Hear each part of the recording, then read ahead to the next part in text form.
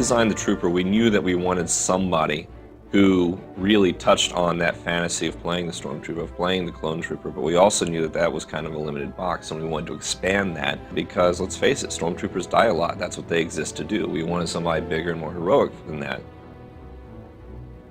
So we start out with our basic Trooper, which is your basic armor set. That's pretty much an homage to the Clone Trooper and the Stormtrooper.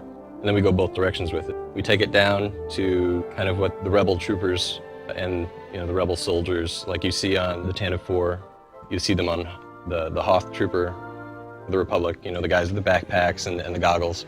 And then we gradually ramp you up past the armor and really start pushing the more intense looks. A big part of the Trooper has been that they're more aggressive than the Jedi. They aren't bound by this code necessarily. They have regulations, they have rules, obviously, this is the Republic, but they are very aggressive in defending the Republic. They will go out of their way to attack the Empire, to attack their resources, their personnel, their weapons, to make sure that this is not just a fair fight, that the Republic is going to win this fight at all costs. What we really wanted was somebody who brought that sort of military point of view, which is, on one hand, he is an officer in the Army, and on the other hand, war is hell. And sometimes you have to actually make the tough choices in order to get the stuff done. We had to sell animations to be giving them a strong feature. What defines a trooper? They are strong, they're efficient at what they do, and they carry a big supply of weapons that we need to support the animation to have these weapons look good in the game. This animation sells on how strong a trooper is in close battle. If the gun can't knock the enemy down, the trooper will physically knock them down. The Trooper is largely, first and foremost, inspired by the gun and inspired by using a gun to solve problems. And so what we looked for is movie clips and other games and how they actually handle largely automatic fire, actually getting in there and just mowing down fields of people with lots of weapons. He believes in just going in and kicking butt and taking names. Well, you have your standard long Stormtrooper style weapon that usually based off of a World War II weapon. It's been modified a little bit to look sci-fi. So you'll take an old German rifle, put 3 or 4 scopes on it, and there you have your Stormtrooper rifle. But really, we've gone a lot further than that and given our Trooper some really awesome weapons.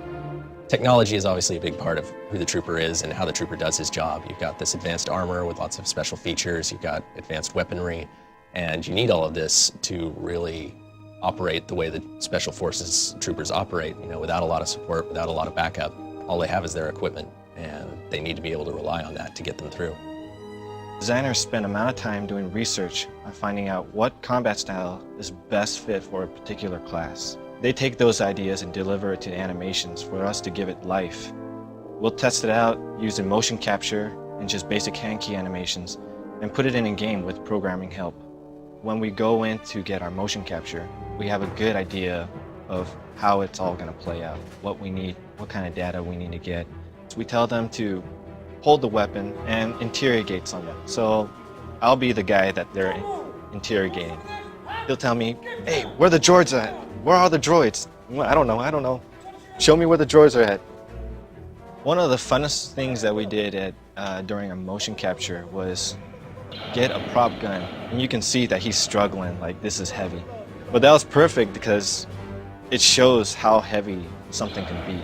And we take that data and deliver it in our game, just polish it up and make it look good for our characters. I think one of the biggest challenges that the players are going to face when they're playing as a Trooper is choosing how they're going to fight this war. We've faced by an enemy that we know will do anything to win. They'll kill civilians, they'll poison the water, they'll salt the fields, all of that.